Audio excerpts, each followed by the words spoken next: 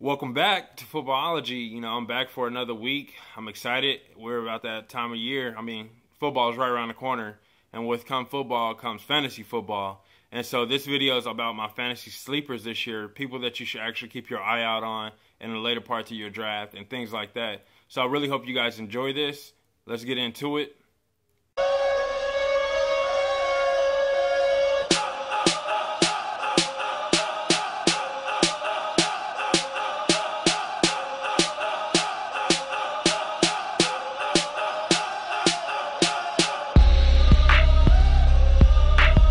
First sleeper is Maxx Williams, the tight end for the Baltimore Ravens, originally Minnesota. But I feel like when you watch him play and just look at his stature, he's an AFC North tight end. And what I mean by that, he's just a hard-nosed, grit and grind tight end. Baltimore, me personally, have been looking for a tight end since Todd Heap. Dennis Pitta was supposed to be that guy. He was supposed to take over. He got banged up and couldn't stay healthy. Eric Dixon was looking like that guy for a while. Got banged up, couldn't stay healthy, couldn't stay on the field, wasn't producing. I feel like Maxx Williams will be that guy for Baltimore. I feel like he's going to come out, he's going to produce big time. Now, when it comes to fantasy projection, I did a couple of ESPN mock drafts, and I've gotten him late, like super late in the draft as a backup tight end. I think he's a guy that you definitely got to have on your roster come week 3, week 4, because that's when he's going to start to flourish, and that's when he's going to start to show signs that he's legit. He's the #1 tight end. So I think that's the guy that you got to have on your roster come those, week 3, week 4. Don't wait till free agency and pick him up. Get him in the draft, get him late. Even if he's your last round pick, know that he's there and you need to go get him. I think he's going to ball out this year for sure. My #2 sleeper is Jaelen Strong. Now, the reason why I like him, I couldn't tell you. I really couldn't. It's just one of those gut feelings. When it comes down to it, a lot of the people that I've talked to and a lot of people I've did a lot of mock drafts with, they saying DeAndre Hopkins is the guy that you want, not Jaelen Strong. I don't know why. I'm not saying Hopkins is going to have a bad year, but I'm saying that Jaelen Strong is probably going to have a better year. And I'm leaning more towards him. I'm going to put him on my roster probably 9 times out of 10 and any league that I have over DeAndre Hopkins, just because I feel like that he's going to put up those kind of numbers for some reason. I'm not saying his rookie campaign might not be the level of like a Mike Evans was last year, but I think he's going to be close to that, if not maybe better. But it just comes down to his quarterback play and how consistent it will be. But I'm definitely drafting him regardless of anything, and I'm not going to hesitate at all. My #3 sleeper is Kenny Stills of the Miami Dolphins. For some reason, he came on late last year with New Orleans, and then New Orleans shipped him out to Miami. And it's like, why? I didn't understand that. I definitely thought he was going to come back for New Orleans and tear it up. But he's in Miami now, where that offense looks extremely potent with, Jordan Cameron, Devontae Parker, they just drafted. They got Jarvis Landry from last year, and then they add Kenny Stills to the mix. Kenny Stills, to me, can be a solid 2. He's not a #1, but he can be a solid 2 receiver behind Devontae Parker. This year, I think he's going to look more like a 1 because Devontae Parker's being a rookie. But I definitely feel like that once he gets going and Devontae Parker gets going and things like that, Kenny will go to the 2, but his numbers won't look like 2s. I just think he's going to ball out. He has good top-end speed. He knows how to take the top off of defense, but his route running is really, in my opinion, underrated. Back shoulder throws, he can do it all. And I think that he's going to bring all that to Miami, and he's going to put up really good fantasy numbers. He's a guy that you could take super late, and once again get the same value that you would for a 2nd or 3rd round pick guy. And I'm banking on him this year as well to be on my team. Now we got Tannehill. Yeah, Kenny Stills quarterback. Every year I try to double dip. I try to find a receiver quarterback tandem that I can go with. A lot of people stay away from that, but for me personally, I love doing that. So Ryan Tannehill is my double dip quarterback this year, and I think that with Kenny Stills doing what he's going to do, but also having Jarvis Landry and Jordan Cameron and having Devontae Parker in a offensive line is not that bad, honestly. I think Ryan Tannehill will be a sleeper quarterback this year. Not a lot of people are talking about him.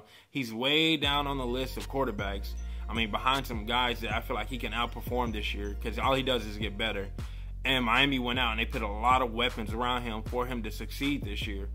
Ryan Tannehill, to me, can be, I'm going to say it, top three quarterback. Andrew Luck is definitely going to be in there, and maybe A-Rod, and those are just guys that you expect to happen. Tannehill is just one of those guys that you don't have to worry about getting a quarterback early. He can be your starting quarterback, and then you can go back and get you a Jameis Winston or a Marcus Mariota or Alex Smith, some of those guys other league behind him, and he'd just be your starter. He's gonna be my starter in probably all my leagues. I'm gonna do about 8 leagues this year, so he's probably gonna be my starter in 7 of those leagues minimum. And I'm gonna make sure I start him week in and week out. I'm gonna bank on him putting up those 20 to 25 numbers, 20 points to 25 points every week, and I think he's gonna do it for me. Last year, Andy Dalton was my guy, and he burned me so bad. But I don't see that with Ryan Tannehill. I actually think he's going to do a lot better this year, and he can give you those rushing numbers that a lot of guys like. So Tannehill is a quarterback that you can go get super late, don't spend any high picks on him, beef up your running back core and your receiving core or whatever you have to do there, and then go get Tannehill in the late rounds and still get a stud at the quarterback position. Now we got Alfred Morris. The reason why he's a sleeper pick is because a lot of people are talking about every other running back. For some reason, I think Alfred Morris is going to go back to his rookie campaign and put up those 1,600 yards that he did his rookie year. And the reason for that is because I think they're going to go run heavy to take some pressure off RG3. And on top of that, their offensive line just got beefed up some more this year in the draft. So I think they're going to run heavy, and that's just going to be a guy that's going to knock it out of the park because that's what he does. I've personally never had Alfred Morris on my team in any league ever, but for some reason I'm banking on him this year to be a late round running back. And if you've done a couple of mock drafts yourself, or even if you've done your real draft now, that running back position is super, super, super thin for starters this year. And he's a guy that you can get, I say 3rd or 4th round, maybe, depending on how big your league is. But he's definitely a guy that you can get and get solid production out of.